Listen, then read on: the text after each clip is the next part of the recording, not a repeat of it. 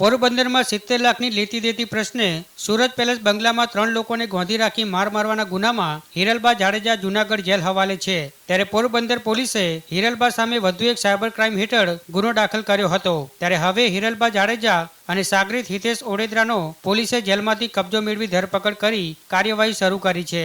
Porbandar cyber crime police મથકના sub inspector VR. ચાવડાએ જાતે ફરિયાદી બનીને ગુનો નોંધ્યો હતો કે પોરબંદરના સાયબર ક્રાઇમ પોલીસ મથક ખાતે 5 મહિના પહેલા સાયબર ક્રાઇમ સંબંધિત જાણવાજોગ નોંધ થઈ હતી, જેની તપાસ કરતા સમગ્ર જિલ્લામાં સાયબર ક્રાઇમમાં ઉપયોગમાં લેવાતા હોય તેવા શંકાસ્પદ બેંક ખાતાની માહિતી મળી હતી, જેમાં પોરબંદરના એમજી રોડ પર આવેલ કોટક મહિન્દ્રા બેંકના 14 જેટલા શંકાસ્પદ ખાતાની માહિતી મળી હતી, જે 14 શંકાસ્પદ ખાતાની પોલીસે પ્રાથમિક તપાસ કરતા તે પૈકી 5 જેટલા ખાતામાં અલગ અલગ રાજ્યમાં નોંધાયેલા સાયબર ક્રાઇમના ગુના દ્વારા છેતરપિંડીથી મેળવેલ 35,70,000 આ ખાતામાં આવ્યા હોવાનું ખુલ્યું હતું। ટૂંકા ગાળામાં બેંકમાં ખુલેલા 14 પૈકી 10 ખાતામાં એડ્રેસ સુરત પેલેસ પોરબંદરનું હોવાનું ખુલ્યું હતું।